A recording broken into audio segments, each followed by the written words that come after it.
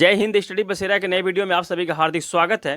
Channel पर नए तो चैनल को सब्सक्राइब कर लीजिएगा। वीडियो पसंद आता है वीडियो को लाइक और शेयर भी जबरदस्त तरीके से करते चलिएगा। अपने रिलेटिव फ्रेंड ग्रुप में और स्टडी ग्रुप में जरूर शेयर करते चलिएगा। चलिए, पहला है आयुर्वेद दिवस 2024 कब मनाया जाएगा? 29 अक्टूबर को। अक्टूबर में आयुर्वेद दिवस मनाया जाएगा 29 अक्टूबर को। इस बार 2024 की थीम क्या है? Ayurveda innovation for global health. इस बार 150 से अधिक देशों द्वारा आयुर्वेद दिवस मनाया जाएगा 29 अक्टूबर को। आयुर्वेद दिवस क्यों मनाते हैं? 2016 से यह दिवस मनाया जा रहा है। भगवान धन्वंतरी जयंती के दिन यह दिवस मनाया जाता है, आयुर्वेद दिवस। भगवान धन्वंतरी की जयंती के दिन भगवान धन्वंतरी आयुर्वेद के देवता माने जाते हैं। चरक संहिता का संबंध आयुर्वेद से है। चरक संहिता किसने लिखी थी? चरक द्वारा लिखी गई है चरक संहिता। और चरक कौन थे? चरक कुषाण वंश के प्रसिद्ध राजा कनिष्क के राजवैद्य थे। राजा कनिष्क के राजवैद्य थे। और कनिष्क किस वंश से संबंध है? कुषाण वंश से। कुषाण वंश की स्थापना कुजुल कड़फिसस ने की थी, यानी प्रथम राजा कुजुल कड़फिसस है कुषाण वंश का। कुषाणों की राजधानी क्या थी? पेशावर या फिर पुरुषपुर। पेशावर को ही पुरुषपुर कहते थे। और मथुरा, ये दोनों उसकी राजधानियां थी कुषाण वंश की। एक प्रश्न यहाँ एक बन सकता है धन्वंतरी जी से कि समुद्र मंथन के समय अमृत कलश लेकर कौन निकले थे? तो अमृत कलश लेकर भगवान धन्वंतरी ही बाहर निकले थे। इस पॉइंट को भी ध्यान रखिएगा। 2025 में सरदार लौह पुरुष सरदार वल्लभ भाई पटेल की 150वीं जयंती मनाई जाएगी। इसी अवसर पर भारत सरकार के गृह मंत्री अमित शाह जी द्वारा यह घोषणा की गई है कि सरकार 2024 से 2026 तक उनकी जयंती का सेलिब्रेशन करेगी। तो इसलिए ये पॉइंट इंपॉर्टेंट बन जाता है। इसलिए एक एक पॉइंट को हम लोग यहाँ समझेंगे सरदार वल्लभ भाई पटेल से संबंधित। सरदार वल्लभ भाई पटेल भारत के पहले उप मुख्यमंत्री और गृह मंत्री थे। 31 अक्टूबर 1875 नादियाड गुजरात में इनका जन्म हुआ था। बरदौली सत्याग्रह के समय वहाँ की महिलाओं ने इन्हें सरदार की उपाधि दी थी। 1931 में जो कराची कांग्रेस अधिवेशन हुआ था, इसकी अध्यक्षता सरदार वल्लभ भाई पटेल ने की थी। और 1931 के कराची अधिवेशन में ही इन्होंने मूल अधिकार की मांग की थी। भारत रत्न इनको प्राप्त हुआ 1991। मरणोपरांत इनको दिया गया 1991 में भारत रत्न। इस पॉइंट को तो ध्यान रखिएगा, 1991 में मरणोपरांत उनको दिया गया है। उनके जयंती के अवसर 31 अक्टूबर को हम लोग राष्ट्रीय एकता दिवस मनाते हैं। तो कब से यह दिवस मना रहे हैं? 2014 से राष्ट्रीय एकता दिवस मनाया जा रहा है 31 अक्टूबर को।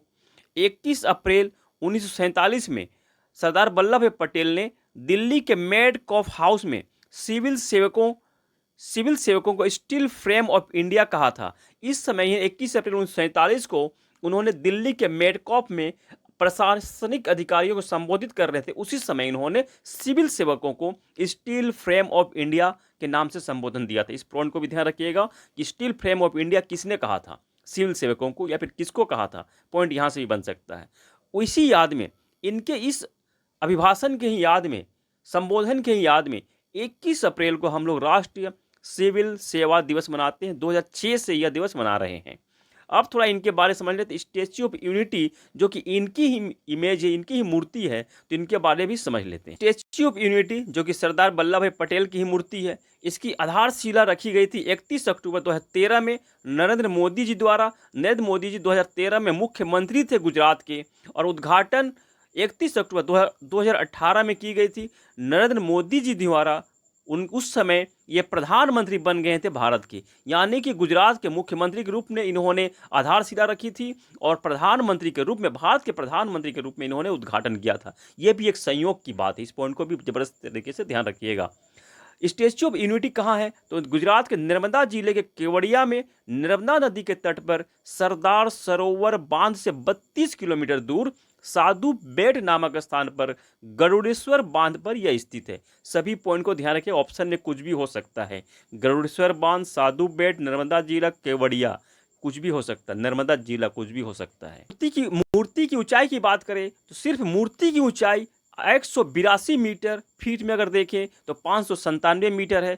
आधार के साथ अगर उसकी ऊंचाई देखें तो 240 मीटर है। 790 मीटर टोटल आधार के साथ, यानी आधार के साथ अगर करें तो इस तरह का आधार नीचे यहाँ से मूर्ति बनी होती है ना, तो ये मूर्ति की ऊंचाई 192 मीटर है। सिर्फ यहाँ से यहाँ तक 182 मीटर, 182 मीटर।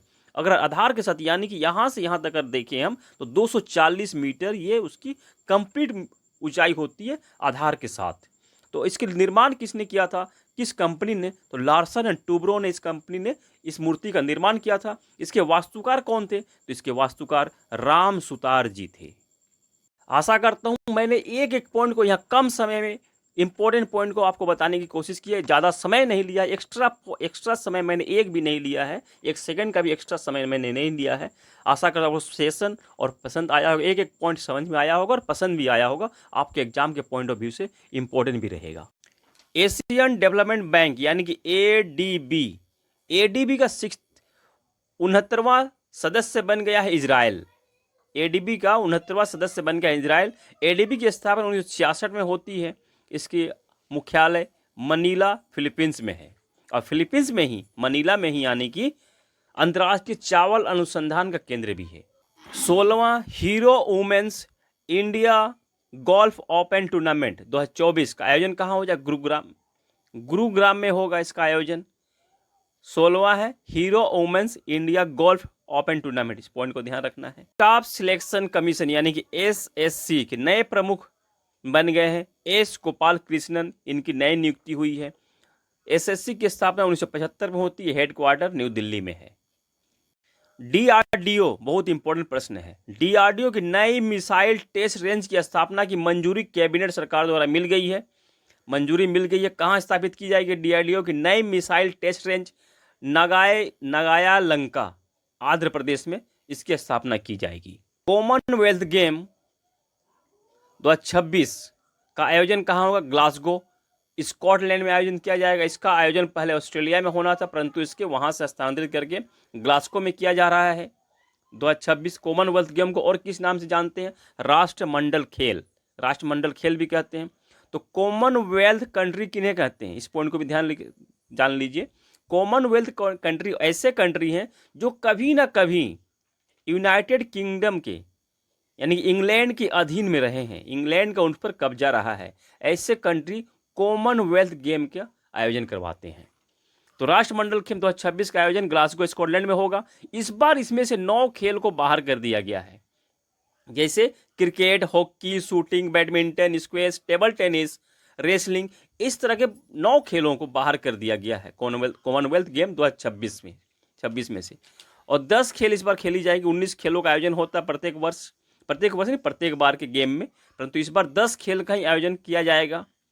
तो 9 खेल, ऐसा भी आरोप लगाया जा रहा है कि 9 खेल जो बाहर किए गए हैं, ये क्रिकेट, हॉकी, मैंने जो लिस्ट बताया, उनमें ही भारत को ज़्यादा मेडल प्राप्त होते हैं, उन खेलों से ही।